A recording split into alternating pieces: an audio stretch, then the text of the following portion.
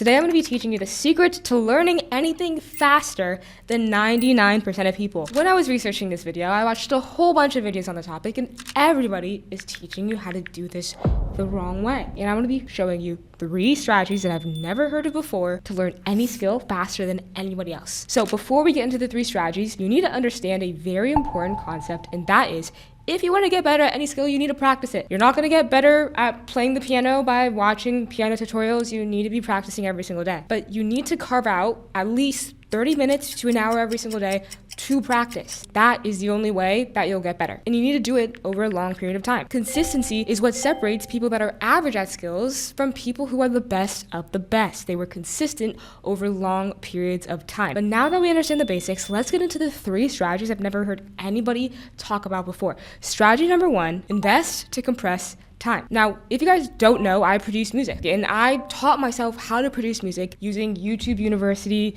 like you guys have probably used before to learn skills. But one of the best things that I've done to get better at the skill of music production was invest in a music production coach. Now, I didn't do this at the beginning for the first probably 4 to 5 years because I didn't have any money. But once I started getting money, I would invest the money that I made back into the skill, which was doing one-on-one sessions with music production coaches. I literally just went on Fiverr and searched music production coach or teach music production, and I paid somebody literally $25 an hour to basically teach me the skills that I didn't understand. So when you're learning a skill, there's going to be times when you're trying to learn something and you don't understand it. Yes, you can research it on the internet, or you can literally pay a coach to answer your questions on a call and create a curriculum based around your weaknesses. And this has helped me a lot when learning music production as well as music mixing, which is a part of music production, getting all the instruments to sound good together. Because a lot of times when you're learning a skill, you don't know what you don't know, and you also don't know what you're not good at. You might be thinking you're doing something better than you actually are. And also, sometimes you know you're doing something wrong, but you have no idea what that thing is.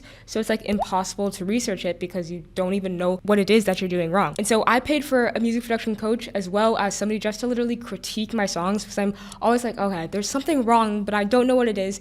And they're able to tell me step by step exactly what is wrong. Now, if you're that sounds great, but I'm broke, then you can use ChatGPT. ChatGPT is just better than the internet because it can create that curriculum. This is great if you are trying to get better at let's say writing or copywriting. You can put your work into ChatGPT and say, can you critique my copywriting like you are a copywriting expert at one of the top marketing firms? Tell me all the things that I can improve with this copy, as well as figure out what my weaknesses are from this piece of copy, as well as create a curriculum to help me improve on those weaknesses. ChatGPT is a godsend and it's free. It's a great free option. Now, number 2. Now, this is such an important concept to understand. Prioritize projects. If you're trying to learn how to code an app or a website. If you're trying to learn design, redesign a logo or redesign the UI for the homepage of an app. If you're trying to learn how to write a blog post. We can learn these skills and do these, exercises online, or we can actually create something.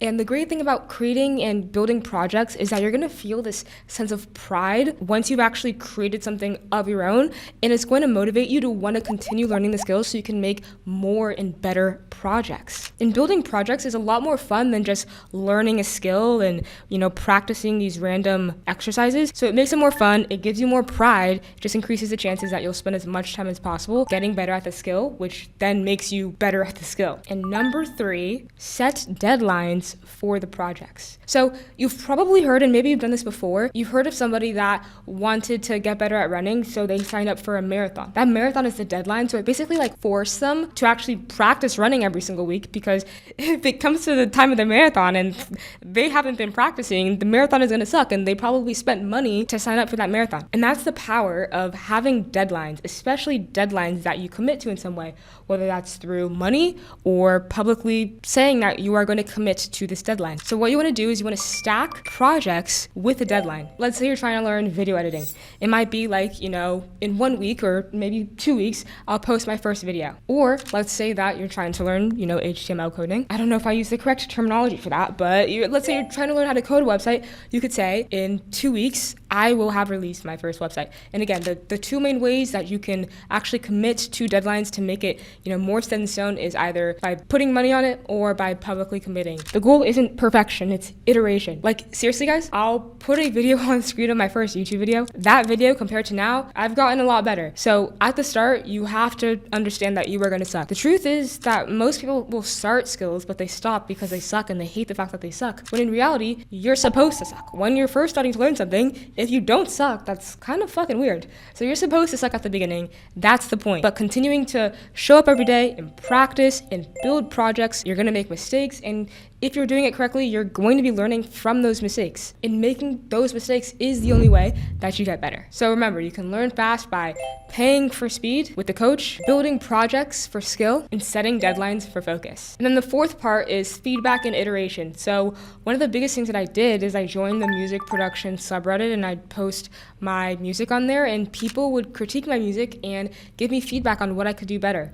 A lot of people, when they're trying to learn, they have this ego and they aren't open for critique, but the truth is that if you are delusional to the point where you think that you're not making any mistakes or you think that you can improve, then you're never going to improve. Because the only way to improve is to stop making the mistakes that you're making, even if you're not aware that you're making them. So post your work online, ask for feedback. You can join communities on Reddit, Discord, and surround yourself with other people who are learning the skill.